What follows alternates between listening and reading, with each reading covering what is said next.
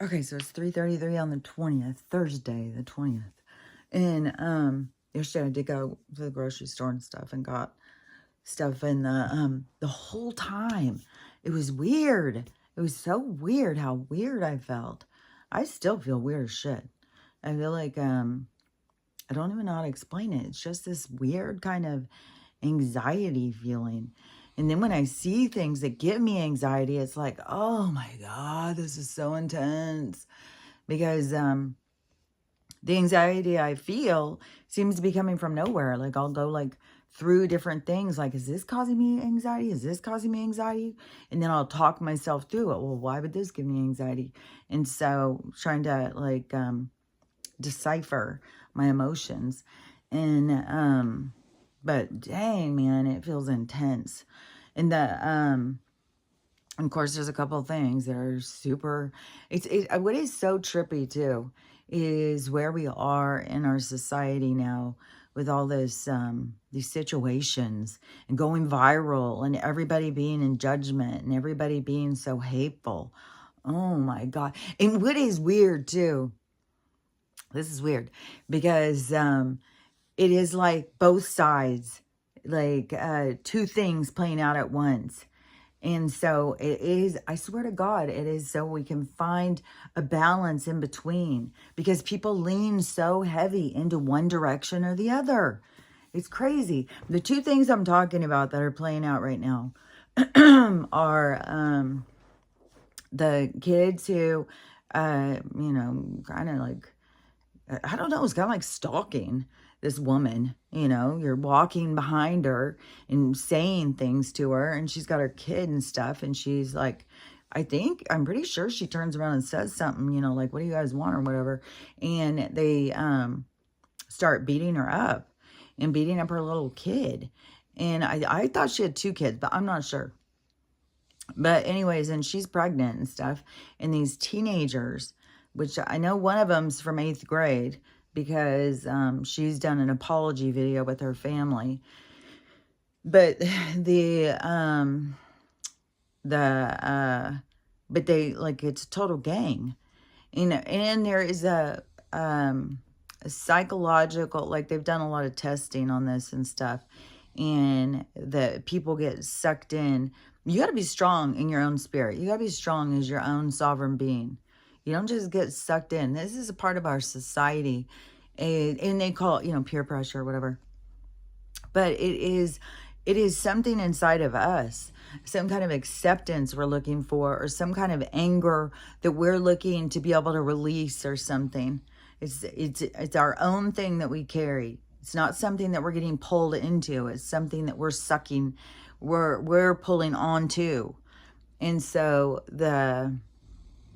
but there's been lots of studies and stuff about this, like, gang mentality, how people will jump on board as somebody else. Like, even in these studies where it shows these people and they'll go, one of them I've seen a bunch of times is like, all these people are sitting in a room and they're all like a waiting room, and they're waiting supposedly for an appointment or an interview or something. Might be an appointment, I don't know. But anyways, the person who's being watched, the study person, comes into the room, and then all the people are just sitting there. And then all of a sudden, and one of the studies I saw, it was like all of a sudden all the people stand up. And so the person's like, what's going on? And so they stand up. And then the people sit down. So they sit down. Whatever the group does, the outsider joins in because they don't want to be on the outside. So they join into the group. And so, and without knowing, without questioning, they just go in and go on. And so they don't sit with themselves or sit by themselves. Like, I don't think I would stand up. I think I would just be looking at them like, I wonder what they're doing. But I'm not a part of it. So why would I join in? I don't need to be a part of it. But we're all at different places of our own our own sovereignty, I guess is all I can say. So, because I don't know. I mean, maybe when I was a really insecure teenager and everybody stood up, maybe I would have been like, oh, God, I better stand up. But I don't know. I mean, I could sit while everybody stands at church. Like, I mean, I would sit while people are standing, and my mom would be like, get up. But anyways, there's these studies that show that people will just join in. And like I was talking about the other day, that there's also this, the one where the woman was being murdered down in the, whatever the area is called, down in the, I've got too many words, but in all these apartments surrounding, everybody could hear her screaming, but nobody did anything about it. Everybody just thought, well, somebody else will do it. Somebody else will do it. Just like this real passive, like it's not my problem. And then there was another part of the joining in. I can't remember, but you can look up those studies. Anyways, you can see how people will just like either be super passive like that and think it's somebody else's problem. Well, now in our society too, we have this whole voyeuristic thing where everybody just pulls out their phone, which is so freaking creepy to me. But then you have also the part where people just want to be accepted and they join in even if they don't know what the hell's going on, just because they don't want to be the outsider. And so that's deep. That's deep in people.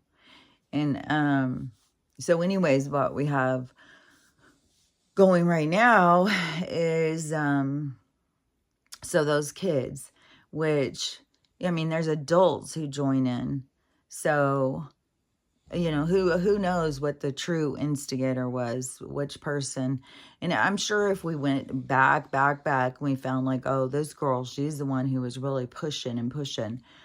And that we would find that she is probably abused at home, that she has a certain way she's being raised. She's not listened to. She's not cared about. She carries a lot of anger and resentment. And she feels isolated. She feels like she has to get other people to join in, and she puts pressure on people or makes fun of them if they don't. So I'm sure there's a nucleus to the situation of where the energy is coming from. But then each individual has their own reason for joining in and being a part of the group, even when they're doing something that they know is not good. To know that that is something that they shouldn't be doing. And so in this one, so the video that keeps going around, so the one of the girls, she was with, I mean, her family, I think all the families have got to know by now. It's like the videos are all over the place, especially if you're in that area. That's the thing, is it's like national viral. I bet you it's like globally viral.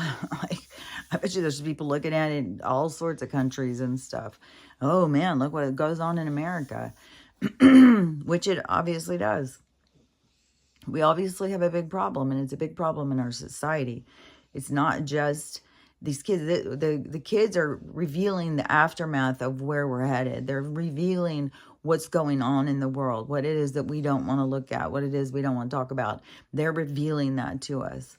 It's out of control.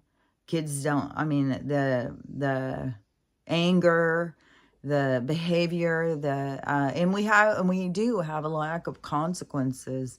And that is something that has been revealed to us for years and years, especially like these rich kids. They've gone out, like that one kid, it's like whatever, it was like his 6th DUI or something, and he killed somebody. And then the parents pay off the judge or something to get him out of prison to go to rehab, and then he leaves that, and I don't know, just the BS that goes on. And it's funny too, because it used to be a long while ago when I was younger, it used to be, oh, those Hollywood kids. Those Hollywood kids, they're so bad. And they don't have any consequences. They get away with all this stuff. And nobody was thinking about, like, what was really going on with the Hollywood kids anyways. But but then it started bleeding out through all of our society. And my nose. Gosh, dang it. So so it started bleeding out through all of our society, though, and that's, that's the ripple effect, the tingling out into the rest of the society. So wherever it starts, then it keeps going and keeps moving, and we just keep allowing it and blaming somebody else. Oh, it's them. Look at, they're just bad parents.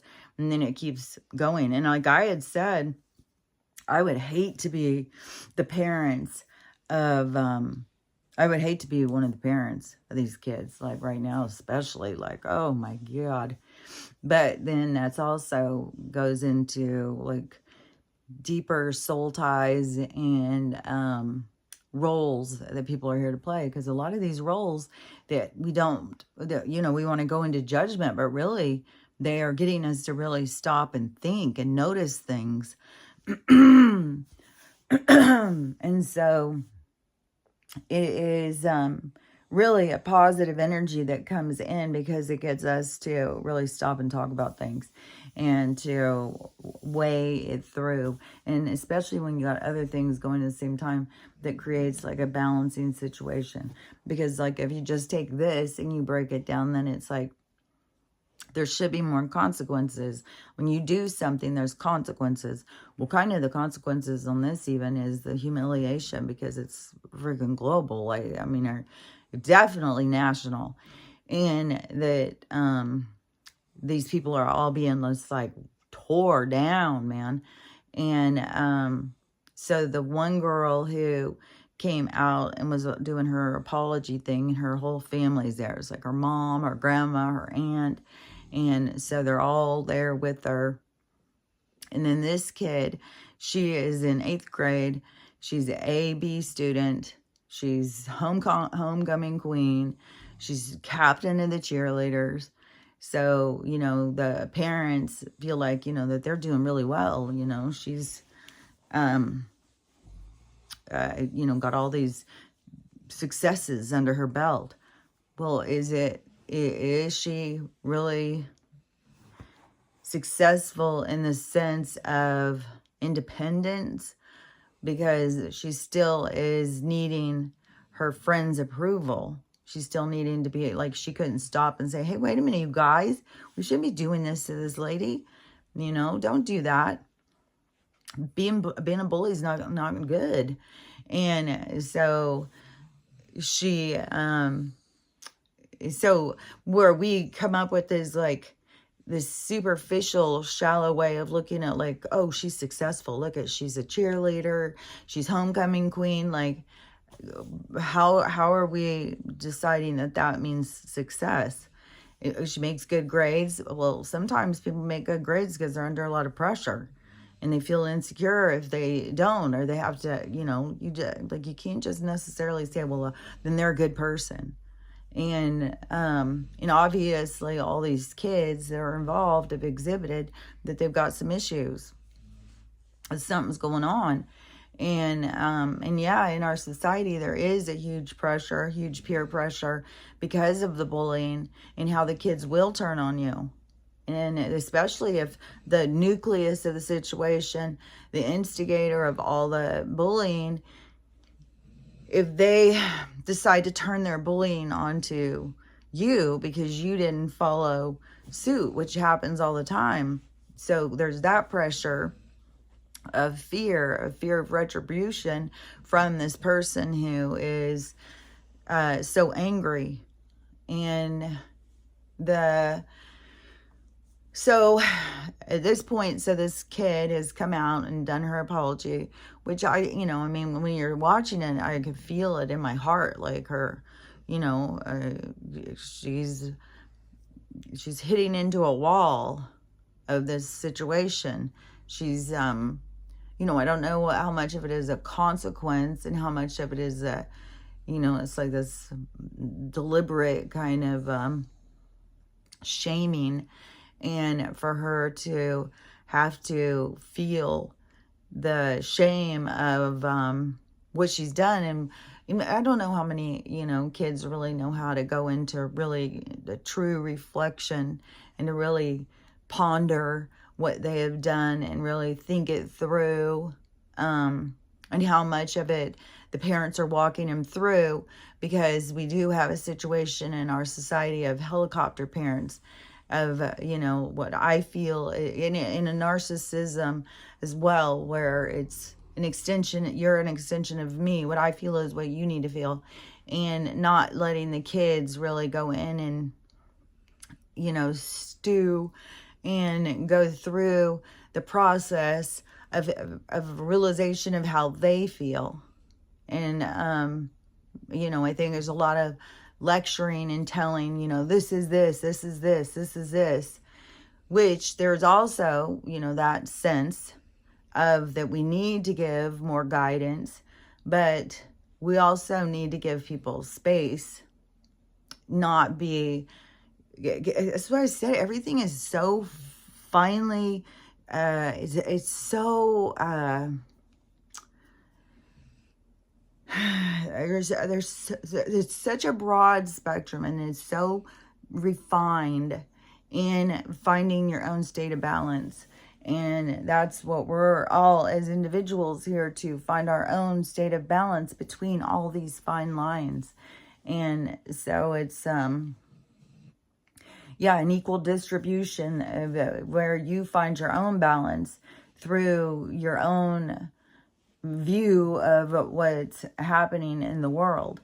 And but so anyways, that there is, you know, we do have a huge issue in our society with the narcissistic kind of parenting, the helicopter kind of parenting. And that is the helicopter parenting is a lot about fear, but look at how in our society we've created so much fear around what goes on, and look at like the judgment behind of like, look what your kid did. I mean, there's people who's get like, two people just got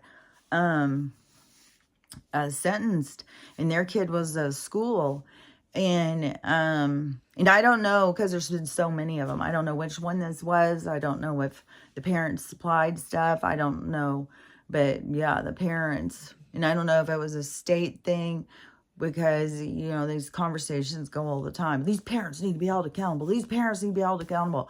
And there's a couple of movies out where you can watch, you know, like the aftermath for some of these parents when their kid does something really, you know, extraordinary.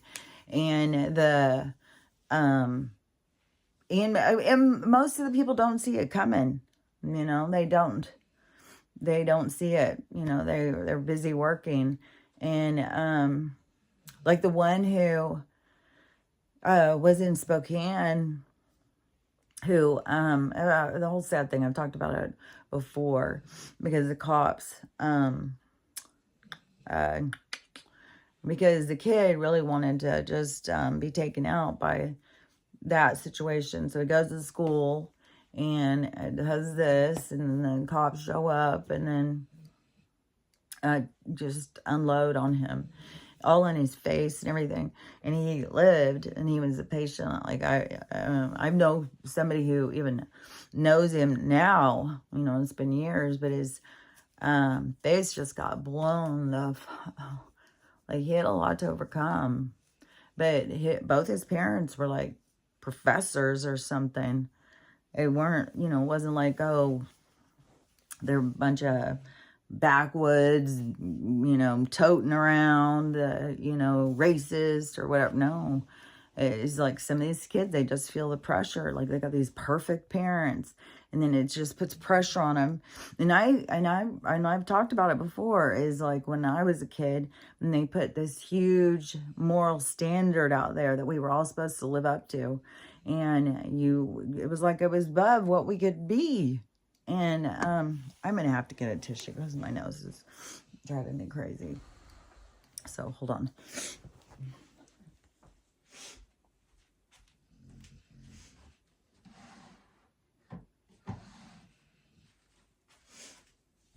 It just keeps running and running and running, like dripping. I was like, it's so crazy.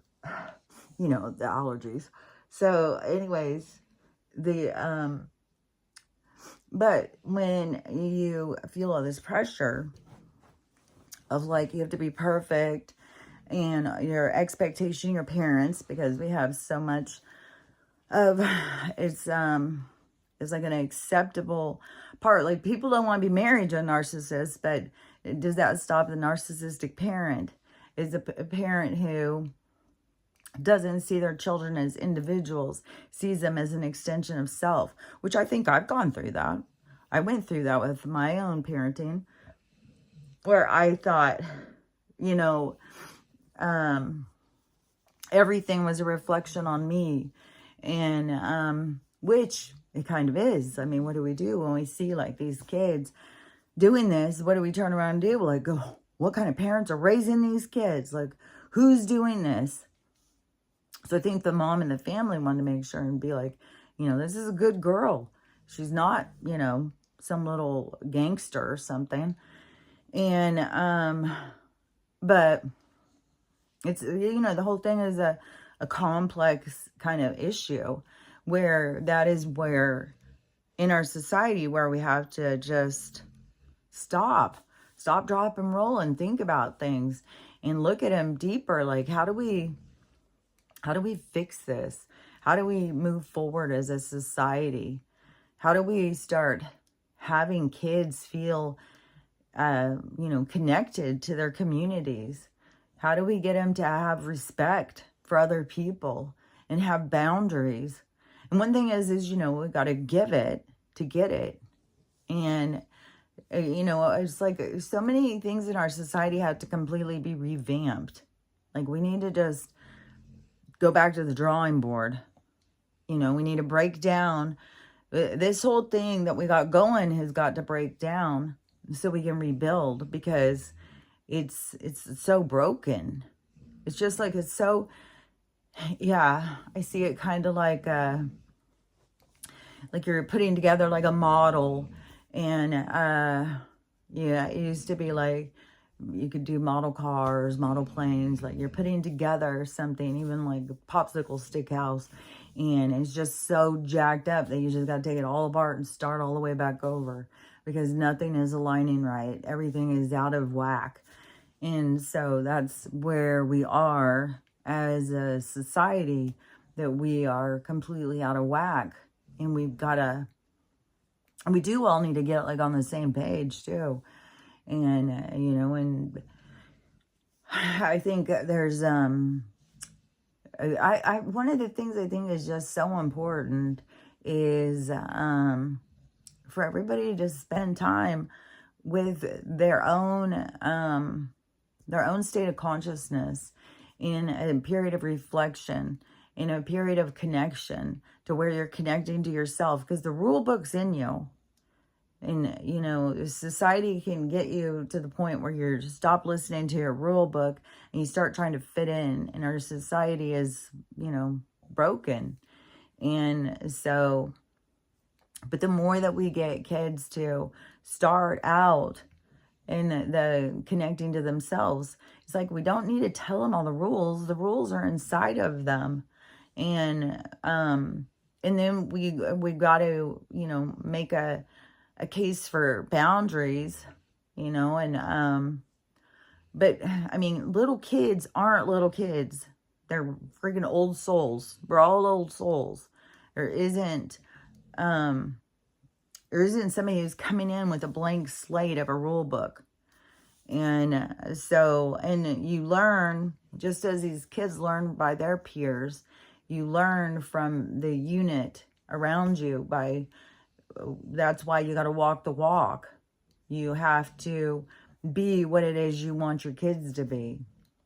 You can't demand them to be something if you're not the role model for what it is that you are representing. Because that is one thing a lot of kids, you know, I remember noticing the hypocrisy I was like, I swear to God, it was one of my, it was like a first word of that kind of like back when I was a teenager. It was like, man, everybody's a hypocrite. Look at all these hypocrites out here. And it's like your first time of being able to really see like, okay, what's going on out here in this world? Because before that, you have this like different view of the world. Then all of a sudden you see it. And it's like, oh my God, there are hypocrites everywhere. And phonies and fakes. It's like, how do we expect that we can all go around being these phonies and fakes and these lowballed priorities, you know, like, well, we've got to have good hair and nails. And that's what's the most important thing in this world. Well, a lot of these souls know there's things that are more important in this world. So that's why we got to, you know, be better role models. And I'm not saying you're not allowed to do your hair or your nails or whatever, but you got to, we need our priorities to be flipped. I think our priority list is upside down. And I think that we need to get it right side up. That's why the universe is going to flip everything over, because we are upside down. And so, but at the same time, so you have all this going on, and you have all these people judging this whole thing. And this isn't good enough. These kids need the repercussions, which consequences are, you know, everything in life, what you put out comes back to you. So your consequences always find you. That's why you can't pass it off to Jesus. Here, Jesus, take it for me. It's like, that doesn't work. I was even thinking about this in the middle of the night. I was thinking, it's so weird how this thing about God. And it's like, there's so many gods out there. It's like, you just grab, well, I need a God. I'll just take you. And it's like, I don't know. I'm really curious about this rapture thing. But if you're not being raptured, then you won't know where the hell they're going, you know, when God's taking them. Like, so I don't know. You know, I don't know how it's all going to go down. But yeah, there's a lot of gods out there. And if you want to, you know, worship one, then that's up to you. But but that's not how that's not the way the universe works. You're not meant to be worshiping somebody, but you're meant to elevate yourself and take care of yourself. Yourself should be your job. Yourself should be what your focus is. And when you got your focus outside of you, and especially conforming into what somebody else wants, then you are not being true or authentic. And that is like a no-no as a sovereign being. And so anyways, the people are all off on their focus or whatever, but and that's something that kids should be taught too. And you just get away with stuff. What you do will come back to you, and how you behave will come back on you. And your choices matter. And just because you think nobody's watching, the whole universe is watching. So, and your higher self is watching all the time. Like, you can't get it. Yeah, like, you could think of your higher self as being your parent, kind of. Because we are birthed from our higher selves. Just like I was saying yesterday, kind of like your higher self's in the great void and is like, well, what am I? Who am I? What am I doing? What is this place? And throws out a line to go find itself. And so you're an extension of your higher self. So your higher self is going to look at you in a particular way. And it isn't like judgment, but it's like a staring back at you, kind of. So that, yeah, it's kind of like you do something, and then your higher self isn't going to shame you or whatever, but it's just going to like stare at you. And so that's the reflecting of yourself back. So it is the you answering to you. But it's not, and you can't get away from you. But it's not like that there's this, but we do. Like, I mean, I would say like there's not this part of you that judges you, but we do. 100% do. We spend a lot of time in judgment of ourselves and shaming ourselves and beating ourselves down. And it isn't productive. It's not productive to our state of being. But we do need to hold ourselves accountable and responsible. And so that is particular in the growth cycle. And so we also need to acknowledge that we are in a period of growth and becoming who it is that we want to become. But we have to also take the becoming as a serious endeavor and to focus on it. To not just be like, yeah, well, I'll be a good person one day. It's like, no, we take responsibility towards going towards this concept of being my better self and not overreacting or reacting in ways that would be bringing me into a lower state of mind or not being my best self. And we get all this time and people and beings and stuff around us to give us plenty of practice. Plenty of practice on our patience and whatnot. God, I love that girl so much. I'm going to miss her so much by the time she leaves me. God, I want these med beds. Gosh, she's so precious. So funny, too. When she was really little, she would look me in the eye. It took me a long time to get her to look me in the eye. And it's so... And also, one of the things that took me a long time was to get her to relax and just put her head on my shoulder. And not, she was always like kind of resistant. And then one day she just laid her head down on my shoulder and then she just was like, it's funny. But, you know, our souls are, like I know, you know, our souls are connected and I know we'll always be together. But I've really enjoyed this ride. I don't want it to end. But I also have to acknowledge the fact that, you know, she's in a broken body and she probably wants it to end. That's why I really want these med beds. But I know, you know, her coming in a broken body is a part of her journey to learn. I think it has to do with pain and stuff because I know she was a predator because I have the memory of her eating me back in another life. So anyways, I've talked about that stuff before. But so anyways, this other, the balancing thing on this situation. So we have these kids that did this thing, the parents' reaction, this whole society's reaction, people being like, this isn't good enough. We want more. An apology, that's not good. And so, but at the same time, we have this second grade teacher that is, I've been doing the wipes. I mean, whatever's going on, I don't know. Today I gave her black seed oil because I saw this doctor. She was like a lab, you know. I don't think she was in offices. She was looking under microscopes and stuff. And she said every single thing is bugs. Every single sickness. No, she's not the first person I've ever said this.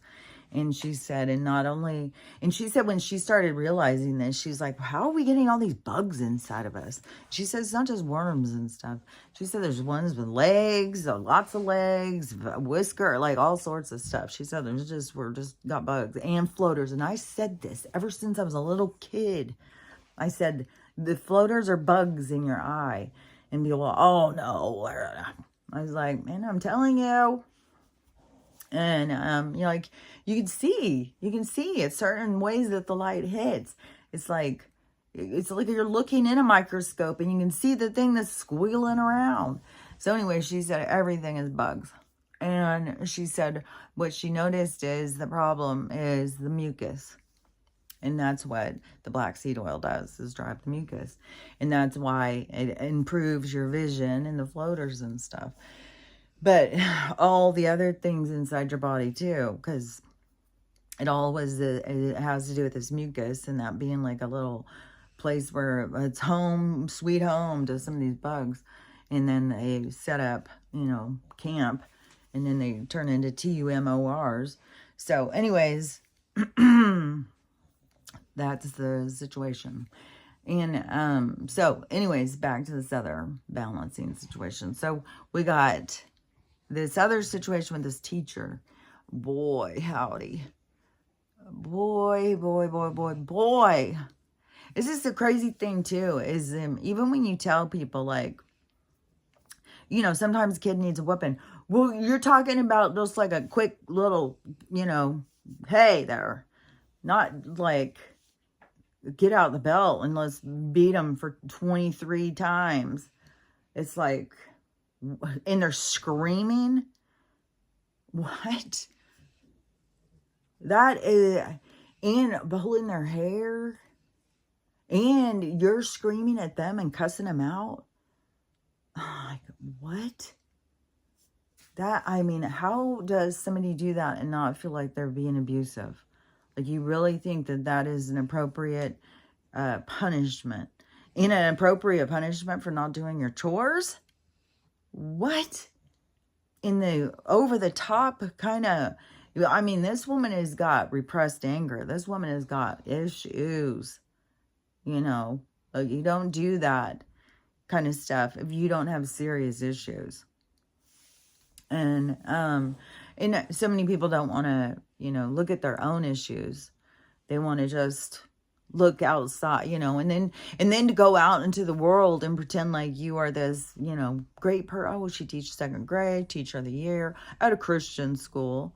I don't know why the hand of Christ is hidden a lot of people that needed to be exposed, and it's slowly moving away. So everything is becoming clarity, so you can know they no longer have that to hide behind. And it's so funny too, because how many of them are like, you better hurry up and find Jesus and stuff. I said, well, maybe it's Jesus needs to find you. Maybe it's not that you need to find him. Maybe he needs to find you, because these people, it's like they use the name to hide behind, and they're not real or authentic. They're not showing their true self. They're just, this cheerleader for God, and then they think that makes them into a good person, but then they go home and beat their kids.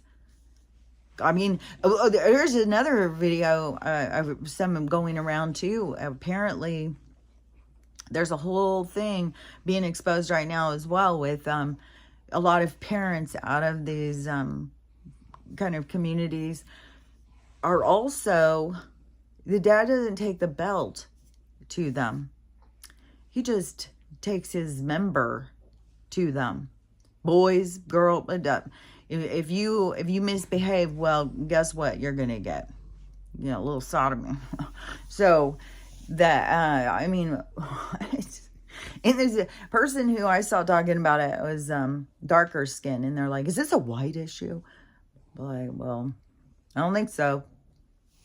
I don't think, like, we're not all raised in houses where, you're a bad girl. This is what you get. But, a lot of us were raised around pervs, but that goes through all the tones of color. That's not just a one household kind of situation. But this idea of using it as punishment, and I guess in the video where this guy was talking about, that's what his dad would do as a form of punishment.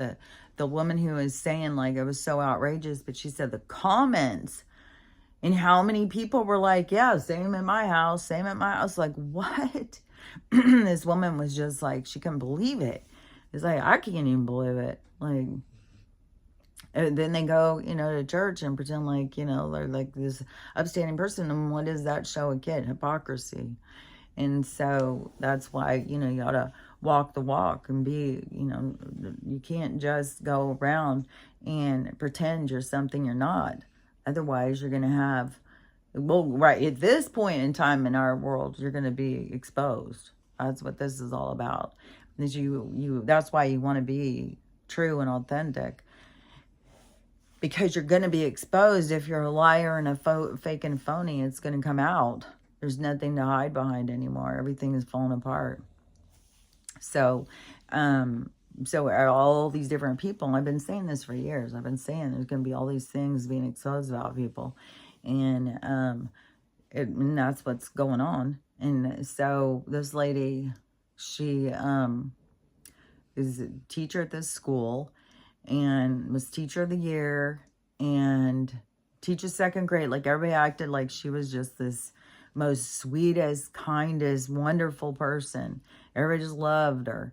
And then she goes home, and so this one son, and I don't know how old he is. I don't know, 11. God, can you imagine? Maybe he's 4. No way. I would think a 14-year-old would probably stand up to her. I would say probably he must be like around 11 or something. And then, but the other son, which I think he's the younger son, he is the one videotaping it. And so the mom has the kid. It looks like he's like bent over the kitchen table. Like, this video is everywhere. I can't imagine if you're on social media that you haven't seen it. But the kid is like bent over the table, and she's already hollering at him, you know, how dare him not clean up after himself or something. It's like, let me think of that. What was that? It was,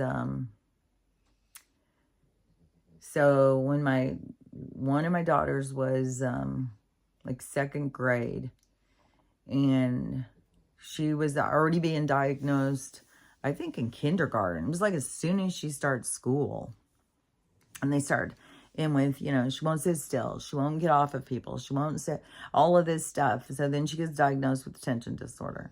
And, but, you know, having a parent that has it, you know, I wasn't sitting there thinking like, well, I mean, it's just like, so, but the school makes it a big deal. And then the school wants my medication.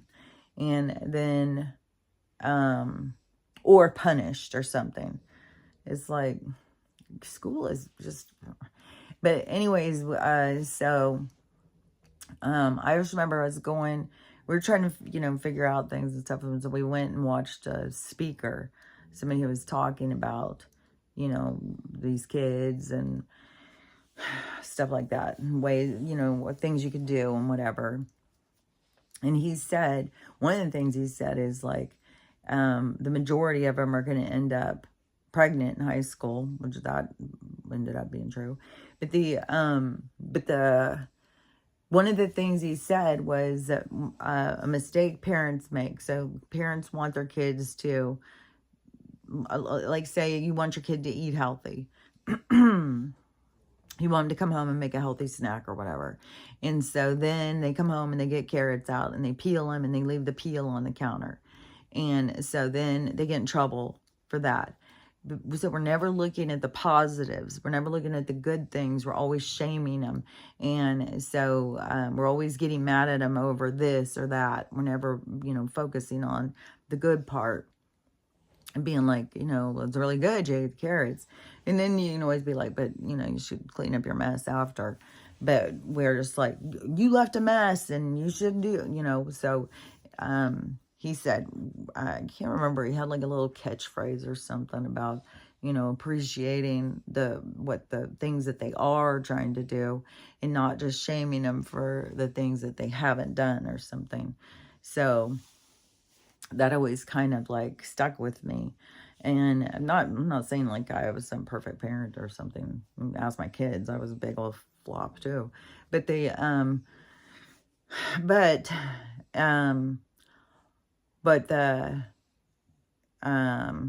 was I going to say about the kid? If,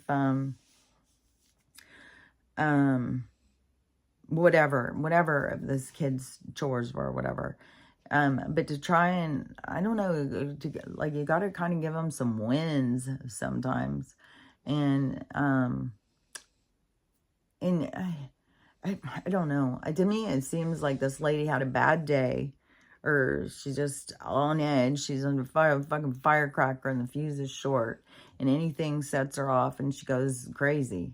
and probably use it as any excuse to take it out on her kids. And especially if you're going around all day long being something you're not, that builds a lot of tension. How's the tension get released? And so you can't just go around and be a fake and a phony, because you are building tension inside of yourself. And so she has the kid bend over the table, and she's screaming and yelling at him and about his chores or whatever. And then it was this big friggin' belt, which reminded me of the belt. But even when my dad would spank us, I don't think we ever got more than like 3 spanks at one time. Sometimes I think it was just one big old, like, but I don't think that we were just being just like spank, spank, spank, spank, spank. But maybe I'm forgetting, I don't know, but it doesn't seem like it. And so, definitely not in the 20s. Like, geez, I can't even, like, no way. And, but the other kid is over here videotaping it. And then he posted on something. And so everybody started seeing it. I mean, CPS has been called. The dad was out of town. The dad's rushing back to town. This woman, it's already gone to her work. She's on administrative leave with pay. So now people are freaking pissed about that. In the town she lives in, they're saying, like, or the city or whatever, that the Child Protective Services are lame. They don't do anything. They won't. But the public outrage is so over the top. It's like people are so freaking mad. And it is like, dang, man. It is like, when you see the video, that's something that was just giving me so much anxiety, because it was like, this video is just like, every few videos you see this video, and it's just like, oh my God, it's so horrible. Listen to that kid scream. And the woman is just like psychotic on it, and just, man, she's not just spanking it, like her arms going back, whack, whack, whack, whack. Keeps going and going, like, for the first time you see it, it's like, when is this gonna stop? Well, I guess people have counted, it's like 23 to 25 times that she whacks him with this freaking belt, and he's screaming, squirming through. So she's holding him by the hair or something, and she grabs him. It's like shoving him up against the wall, still screaming at him. Man, it just seems like you're a terrorist, like you're being terrorized in your own home by your parent. It's like, I mean, to me, it's like those kids going through that, I'm sure have got to be like suicidal or something. Like, this kid who's videoing it, is pretty ballsy too. I bet you there's an aftermath on facing that now of posting that situation, because a lot of people, like, don't want to be exposed. They want to be able to be what they are behind closed doors and be able to go out into the world and have everybody think they're a good person. People do not like to be exposed for who they are. And this lady's being exposed very publicly. And hers probably too is going to be globally, as it's so viral or whatever. So much is just going and going and going, and it's blowing up. So anyways, but we have those two things at the same time, where they're saying these kids need more punishment, but then we got this other kid being over the top punished. It's like, where is the line in between? Like, do these kids that were out beating this lady do what? So how many spanks do they need? How much punishment do they need? And I mean, where does the punishment meet the crime? And then, how many homes do we have that are so abusive out there? And then we've got these kids going to school feeling beat down and beat up and no confidence. And then where do they go to look for the confidence? Being a bully, being hateful, hurting others.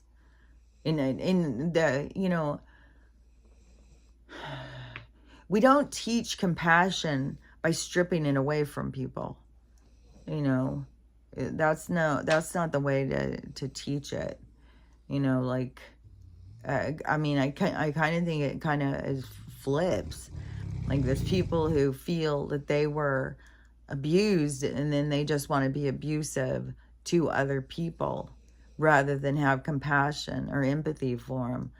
And I think we need to show compassion and empathy when we want it to blossom in somebody else.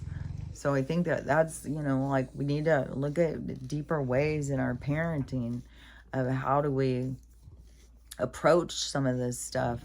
And you know, and I'm a big believer in the talking about things, you know, but not just lecturing, you know, having them also, you know, maybe a lot more of the questioning.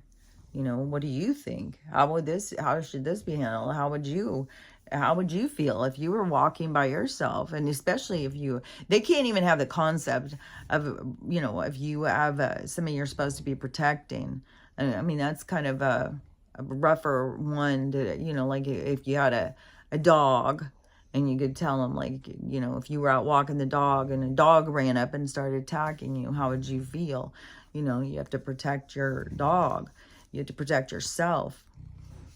And, you know, ways of getting them to walk themselves through being able to see things in a deeper, more complex vision or perspective of situations, and being able to get them to learn or to, like, distinguish or be able to bring it in for how to build up compassion and empathy for others.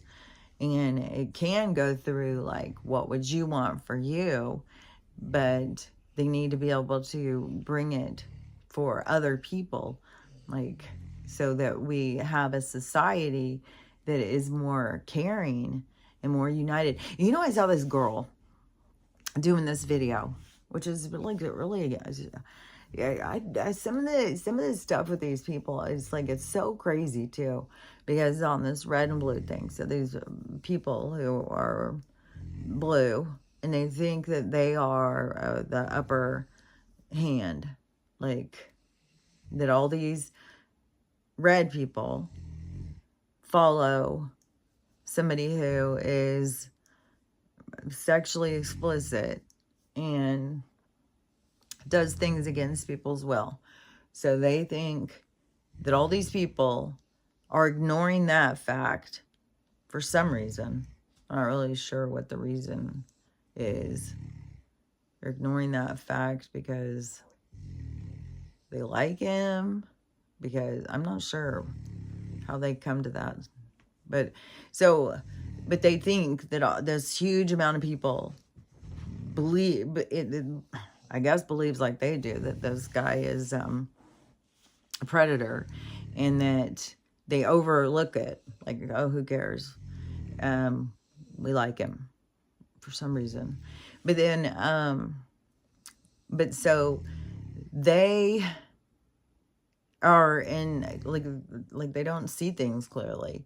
But so they think that they are the better people because they would never support a predator, even though that is going to also be exposed to them. They do support predators, but they just overlook it because they don't look at deeper into some things. But but they have this whole sense of that they're the better people because they would never support someone like him. And because they believe, you know, he's a predator and a hateful billionaire, whatever, all their stuff that they think. And so they don't look at it, they don't see it clearly, but they think that they're better people and the other people are bad people. So they think that they are morally superior, which leads more into the hypocrisy of the religion because the other people are more religious.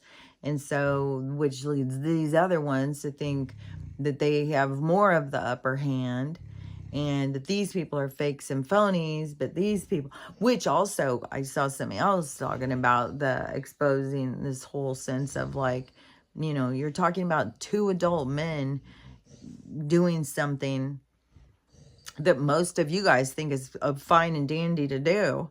But now because it's this guy that you want to sit there and say it's not good. And then the person who I saw talking about it was even like, and you're overlooking what is going on with the kids. And when that's what Donald is trying to do, is stop this from happening to kids and stuff. So of course they want to overreact, and now it is flipping, because it's exposing them, the other people, their connections to the island. So, you know, they want this out, but they really didn't want it out. Because then there's even a video of a professor who goes into his class. And he says, well, you know, I'm on it. I was on the island. I'm on the list. And so I'm stepping down. I'm stepping out of my role as a teacher and all this stuff. So I don't even know that whole thing. It's just like all these different people being exposed. Like I saw somebody else being like, I guess some novelist or something that they really like, he was being exposed, that he was on it. So see, they sit here and think these people are so great, but they don't realize, like, no, these are the people who were out there.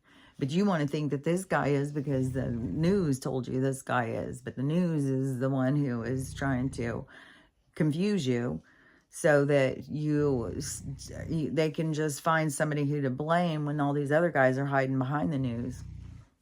So all these people are being exposed. Some senator who was in there texting Jeffrey, and she's like, well, it was a constituent. It's like, shut the fuck up. So so there's this huge exposing now. The stuff is being released about that whole thing. But which is also, don't forget, there's a whole bunch of islands out there. There's a whole bunch of mansions out there. There's a whole bunch of, you know, it's way bigger. It's way bigger. And it's way more concerning than, you know, what Donald does. And if he did something with Bill, which is the most absurd shit that I can even fucking imagine. It's so ridiculous. I can't even get over it. And they all believe it. But how they go in on judging that when it's just so fucking absurd. And the hypocrisy in our society is over the fucking top. And so, anyways, but they get themselves so built up as being the superior. And they think that they are, you know, high vibration and stuff, because a lot of them are, you know, into the spiritual thing, you know, and they think that they're so high vibration because that they think that they're the morally superior to these other people. But really, they're judgmental and hateful. They don't see things clearly. They don't think for themselves. It's like a whole shit ton of things that they need to be working on. But that's where the blue and the red keep you distracted from what it is you need to work on, because you're seeing it like in the upside down. You're not seeing it clearly. And so that whole thing is still got to play out. I saw another video that was talking about if it's the NASA or some government official, something, that they're saying something big is coming for sure. Well, we all fucking know something big's coming. Well, some people don't know, but you know, we know that something big's coming. And so they're saying that, you know, the government's been being prepared, getting prepared and stuff like that. And, but the 2027 date that keeps going. But I would say if the big thing that they're saying that's going to happen, if it's the big split, is there's going to be a lot of stuff that's going to still be leading up to it to get you to wake up, to get you to reevaluate yourself, to look at yourself more clearly. So there's going to be lots of things that are going to keep bringing clarity in and removing the obstacles that you have been able to use to hide behind. So things are going to keep falling apart in people's lives, exposing the truth about them. But that is I mean, it feels like, horrible. I'm sure this teacher is like, fuck. Some of these people too, that their reactions are so over the top. It's like, danger, danger, Will Robinson. You better fucking go find a rock to hide under, because you're going to have people on your street. They probably already know where you live. They already know where you work. And you're going to have people like outside your house. People just go way overboard on this stuff. And so the being exposed, it seems a little dangerous, but it also is, the universe is going to doing you a favor, because it's pushing you into having to heal these parts of you and focus your energy towards your own healing. And so but some of the stuff is so big. I think it is like, it becomes, however far back you pull to hide it is how far it's going to move. And so if you've done everything you can to hide something, it's going to be a lot more dramatic when it's exposed. And just like this woman, she's working in a Christian church or a Christian school, 2nd grade, Mrs. like sweet little teacher lady, and then goes home and loses her mind. And no telling how much, these kids have gone through this kind of thing. I doubt this is the first time. I mean, and she has the belt and stuff too. She has the weapon necessary for causing harm. And so I don't know. I'm sure probably there'll be more that will come out about it. I'm sure they'll probably be like, oh, well, it was the first time and I just had a bad day and I lost my mind and I didn't mean it and stuff like that. And then, you may not even hear from the kids till they're 18. Be like, no, that was every single day at our house. Every day that was like, or the dad couldn't, they could end up split. Who knows? Like, anything can happen with all these situations and these scenarios. It's like the blast. It's like this blasting. But all of these things happening are to help you to focus and heal your energy and stuff and get you in a better way. But there is, a humbling to the experience. There is some humility that can be involved. And so,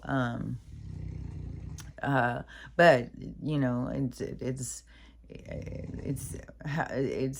this is the part of like your soul is like wanting to see itself and how it handles things. How does it overcome things? How does it, what does it do when the cards are down? How does it deal with it? How does it maneuver? And so that's the witnessing yourself through the experience and understanding yourself so you can see yourself more clearly. And it's always best to humble yourself and be real and be authentic. Don't just try and come up with a cover story and pretend and make shit up and make excuses. And so anyways, that lady should probably, come out and say, I have a problem and now I've been caught and now I really got to face it. And now I, need to work on myself and need to figure out like how to deal with my anger and my, and figure out where my anger is coming from and how do I heal it? Because otherwise it's just sitting in there waiting for any little fucking, that's being reactive. That's the whole part of being in lower chakra and being reactive in world. You just react to things and, you don't stop and be like, okay, if I do this, then, for one thing, is it really going to make you feel better? No, it's not going to make you feel better. It's going to make you feel worse about yourself. And you yourself knows when you're overreacting. And so it's going to make you feel worse, even though energetically the buildup that you've had of all of the tension that is built up inside of you, and the release. So that kind of releases all this energy, but then it turns into guilt and shame. And so then you start the tension right back up. That's the cycle is built. And however quick you cycle through is how fast you overreact. And so that's where you need to realize, where you are just reactive in life, so that you can get a handle on yourself and start questioning yourself, like, why is this my reaction? Because it's not something that's going to fix it. You go and you beat this kid, it's not going to make him be better. It's going to make there be more distance. Your kid's not going to trust you. The relationship's not going to build. It's not the same as, that's not just a whooping. Like, that's not just a little smack on the ass. That's not and I also, think that even, when you want to be heavy on the talking with your kids, lecturing, well, you got to do it this way, don't do it that way. You also got to realize, like, that is you putting yourself on them. And that's why you got to ask them, how do you think you should have handled that? What are other options that you had? What are other ways that you could do this? And, and getting them to think for themselves, to develop in a way that they are problem solving and coming up with new solutions, and not just being lectured. Because a lot of times when people are just being lectured, they just turn it off, and then they go into their head. And then that's where the dark energy, this kid probably has so much fucking dark energy attached to him, because the dark energy feeds off of that, so that it surrounds you, and then it just starts going and going and going in your head. You don't hear what this person's saying. You only hear what is they're telling you. And they're going to feed into your anger. They're going to feed into your humiliation, and they're going to create more division. So they're going to create more separation in the household. You're not going to trust your parent, and you don't want anything to do with them. You hate them. Like, some of these fucking kids turn around and take their parents out. It's like, we really got to acknowledge the dark energy that we bring into our households when we bring in this kind of energy. And, you want to keep your house a place of peace and light and love, then you got to approach things differently, not just, welcome the dark energy in. And you just can't overreact like that. You can't go in and beat somebody like that. And I'm sure she thinks, well, it was a spanking, and it was on his butt, and it was with a belt. But there's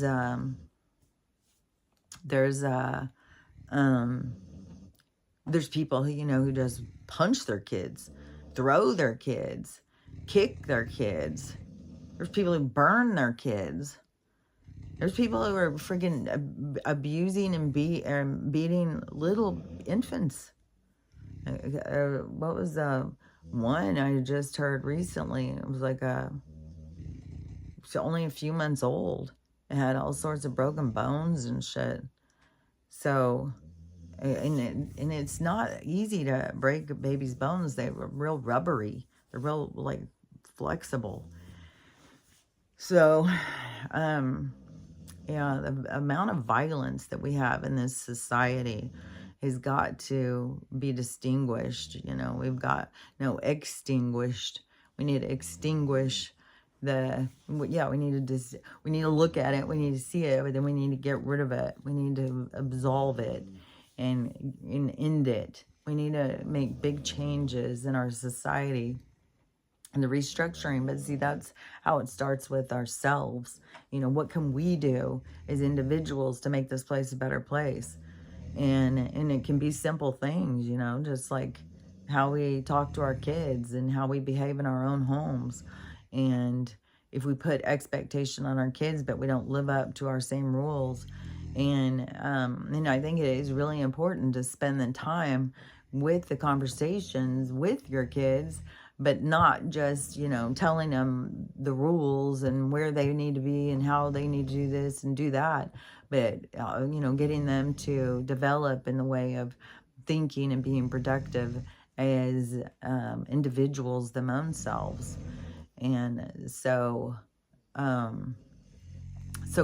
asking them questions and, getting them to come up with ideas of how they could do better, what would they do different now, and how do they look at it, what they've done and stuff.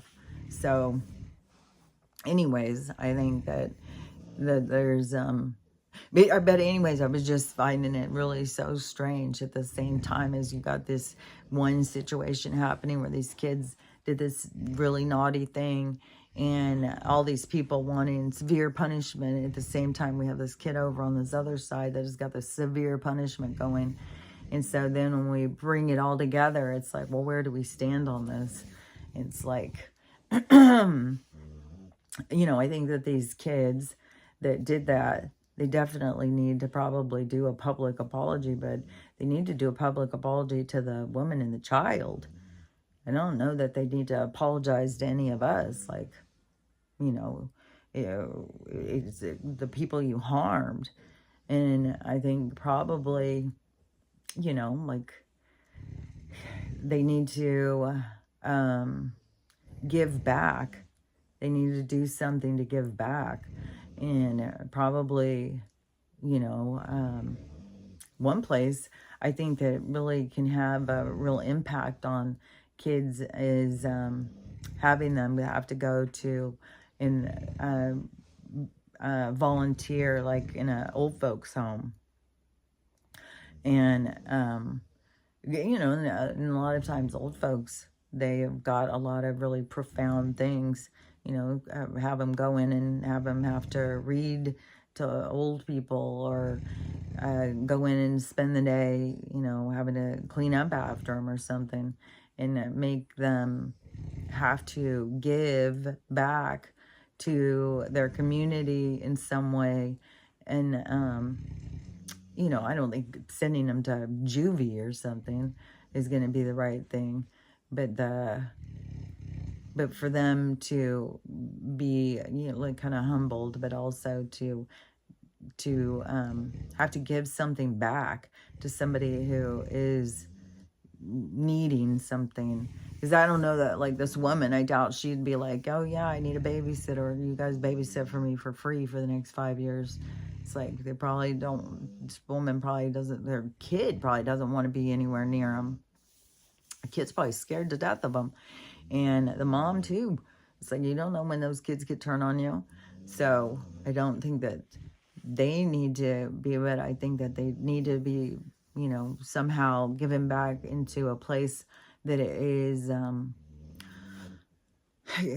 that is going to be kind of like taking from them, not giving them anything back, but they probably would get something back by doing acts of kindness for other people, which maybe that would be the good part of feeding their souls, so that they got more into wanting to do more acts of kindness instead of acts of violence.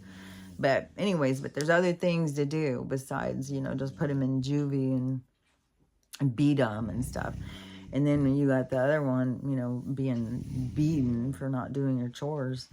And I don't even know. Like, I definitely don't think somebody needs to be beat for not doing their chores. I think, I don't,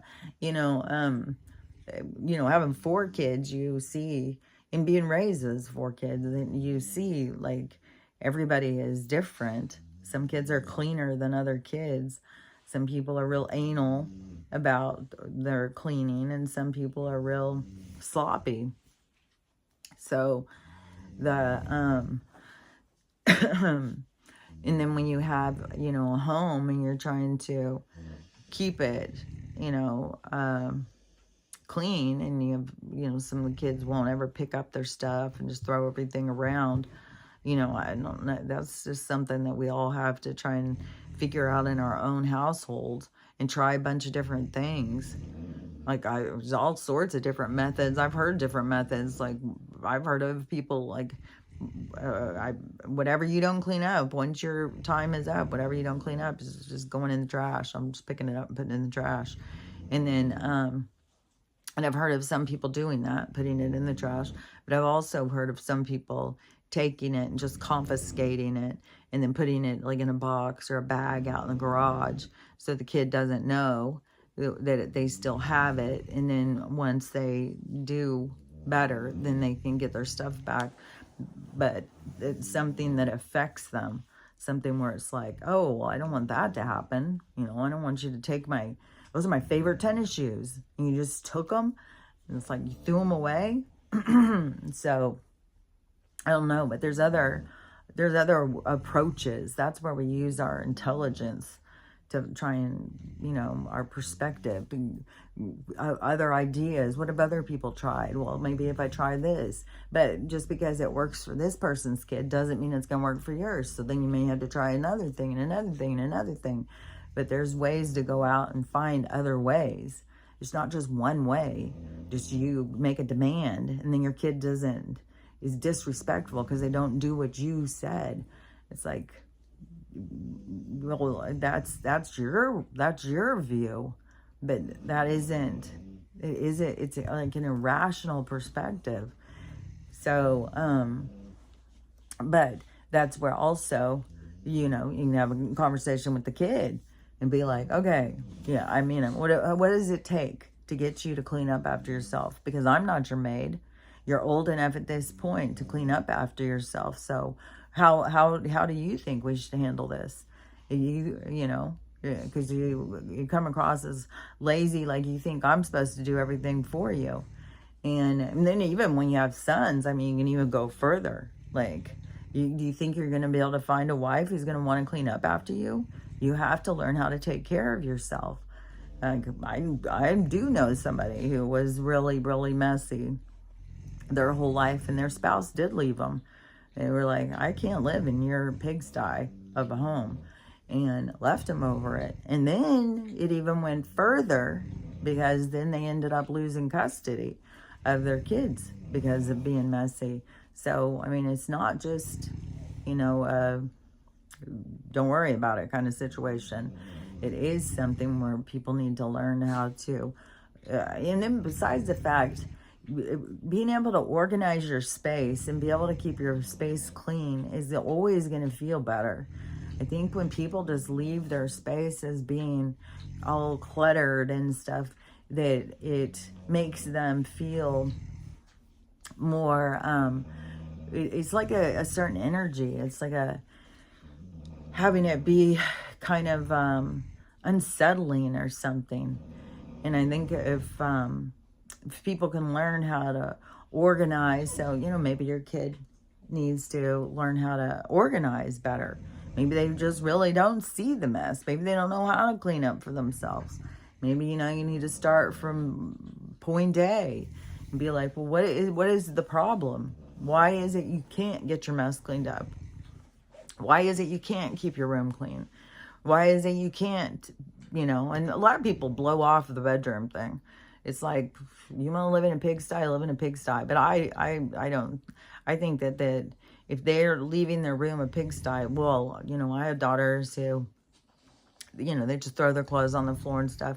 And I was constantly, like, there's spiders and stuff in your clothes when you do that. And then one of them who did that all the time, she did get bit by a spider.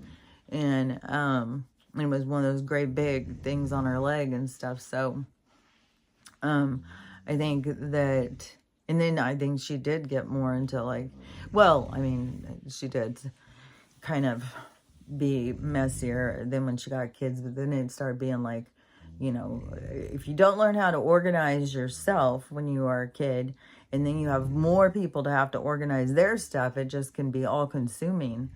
So it is important to really try and learn how to organize and declutter and take that time and stuff. But anyways, but it is, you know, it's an individual thing for sure. But you know, I think, you know, talking to your kid and asking them, like, well, what is the problem? Why do you think you can't clean up? Why do you think? And a lot of kids do it when they're teenagers. They just get like, just throw it. Who cares? And so a lot of parents just like, keep your door shut. I don't want, and then all the dishes are in there, and then that's a fight. So there does have to be like some type of rules or boundaries, like, you know, every day you have to bring out your dishes. If they don't bring out their dishes, then I don't know, get paper plates and plastic cups and be like, this is the only dishes you're allowed to use. You're not allowed to use the other dishes because I'm not going to go into your room and go get all this crusty ass food. And, you know, you just got to like come up with new solutions to problem solve, and so that you're not spending all your time fighting with them and it falls back on them. That's the consequences, is when it falls back on them. When you are constantly enabling it and stuff, then the consequences are falling on you. So you need to be able to get them to come up with their own rules, kind of like what they are, you know, what their problem is and what they're willing to do and stuff, and make them, I don't know, be responsible for following through what it is, but it's something that they come up with. Like, this is what I'm going to do. And then when they can't do it or they don't do it, then, you know, to question them, like, why do you think you haven't been able to do this? What do you think the problem is? How do you think that this needs to be managed?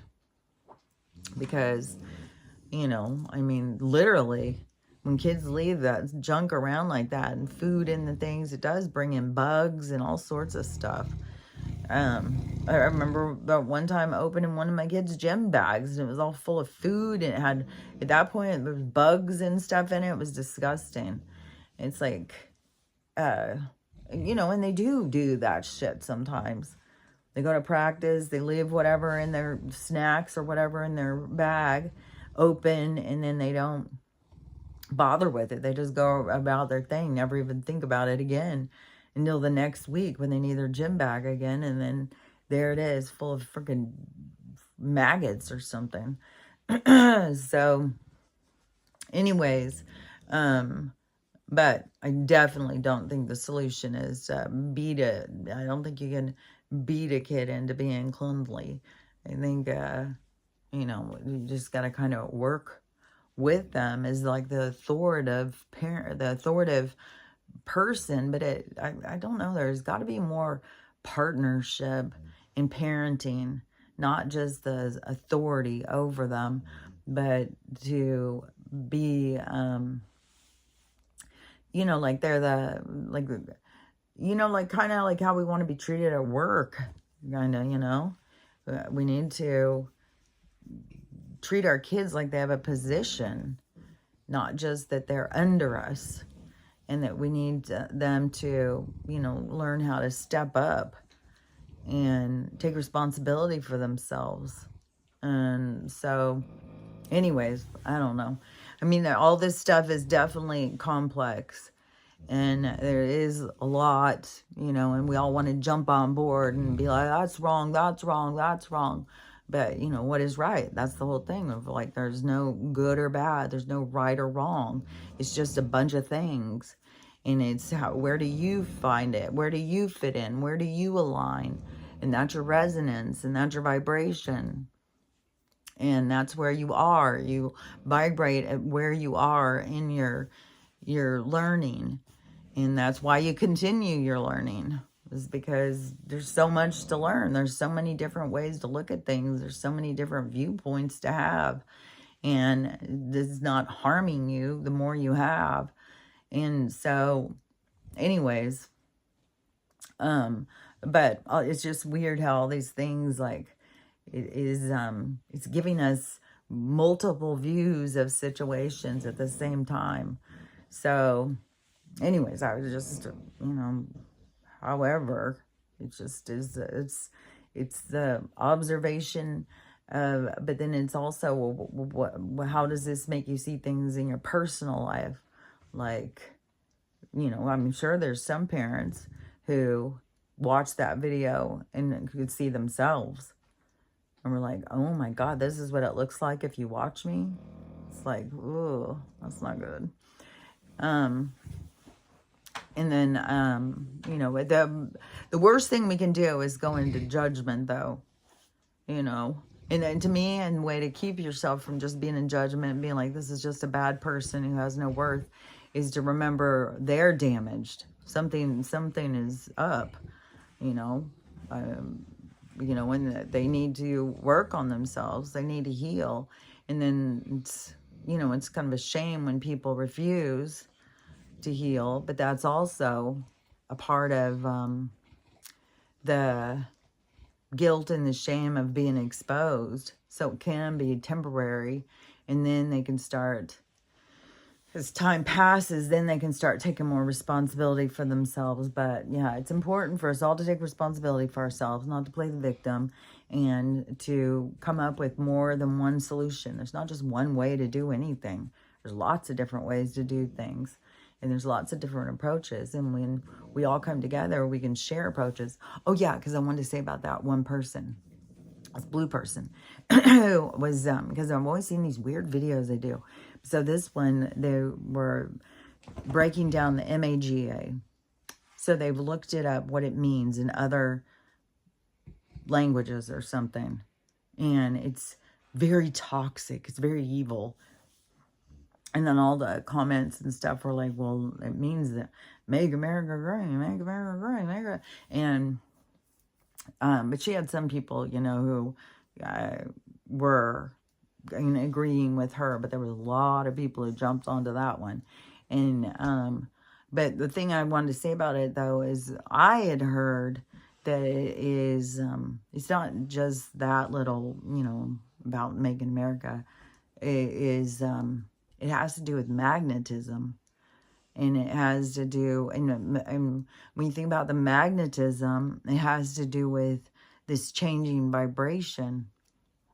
It has to do with this whole movement, in the movement of unity, of matching the vibration, is coming together. The magnetism that's bringing us all together into our same group of our resonance. So where we vibe, we end up being around other people that have the same vibration, because we're pulled to each other magnetically.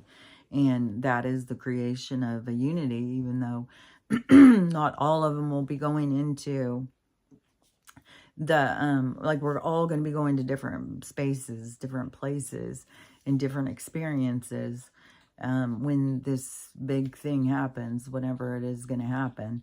And so, and the big thing that's going to happen may not be all of the things that are going to happen, like natural disasters, all these things, even if there's tons of people that leave at once, that those are all still things for us to be healing. Every single thing, until this split happens, until we are all separated into this coming together with our groups and stuff like that.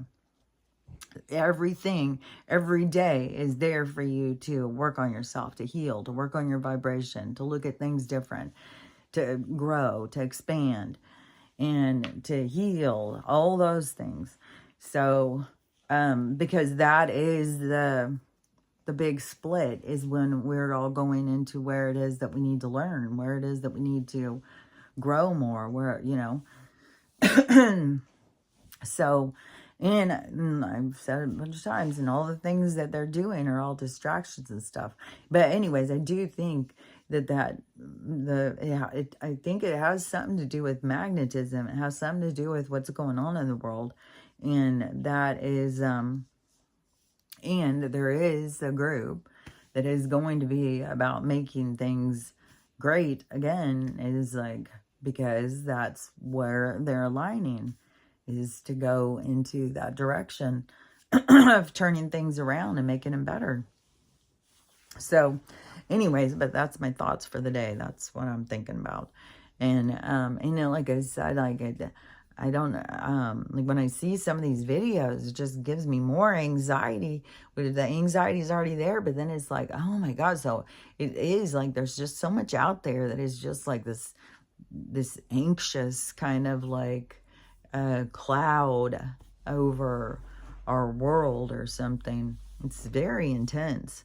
And man, I swear, I just feel, man, all these situations, man.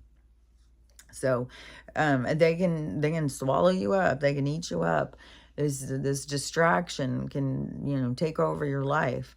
But that's where you need to pull yourself free and not go into judgment, but to go into, being able to, it's just like learning from other people,